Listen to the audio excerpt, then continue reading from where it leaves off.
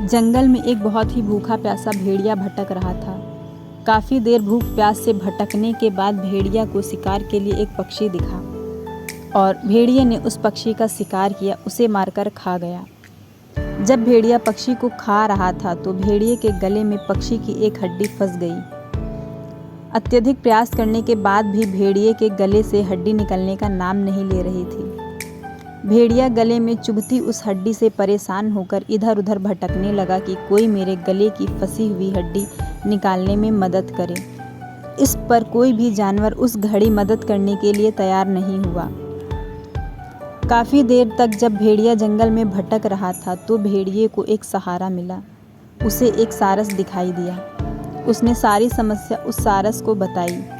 उसके बाद उस सारस ने कहा कि भेड़िया भाई, मैं तुम्हारी मदद करने के लिए तैयार हूँ, पर तुम मुझे क्या दोगे? जिस पर भेड़िए ने उत्तर देते हुए कहा, अगर तुम मुझे मेरी हड्डी निकालने में मदद करते हो तो मैं तुम्हें एक बेशकीमती इनाम दूंगा। इस पर लालची सारस को लालच आ जाता है और वह तन मन धन से भेड़िए के गले से हड्डी निकालने में लग जाता है।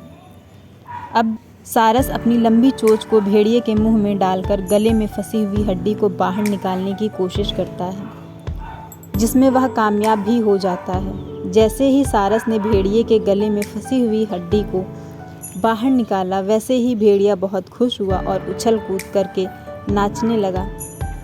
जिस पर सारस ने भेड़िए को कहा कि अब तुम मुझे क्या दोगे? इस पर भेड़िए का कोई उत्तर नहीं आया। सारस को भी समझ में आ जाता है कि भेड़िए ने उसको झूठ बोला है और उसे बेवकूफ़ बनाया है। भेड़िया वहाँ से जाने लगता है। उतने में ही जाते जाते भेड़िया बोलता है कि सारस, तुमने मेरे मुंह में अपनी गर्दन डाली, उसके बावजूद भी तुम सही सलामत बचे हो। यही तुम्हारा सबसे बड़ा इनाम है। यह सुनकर सारस बहुत दुखी होता है। मोरल ऑफ द स्टोरी, हमें स्वार्थी लोगों का साथ नहीं देना चाहिए। जीवन में हमेशा स्वार्थी लोगों से सावधान रहना चाहिए, क्योंकि लालच बुरी बला है, सब जानते हैं, लेकिन ज़्यादा पाने की लालसा के कारण व्यक्ति लालच में आ जाता है और जो उसे मिला होता है वह भी खो देता है।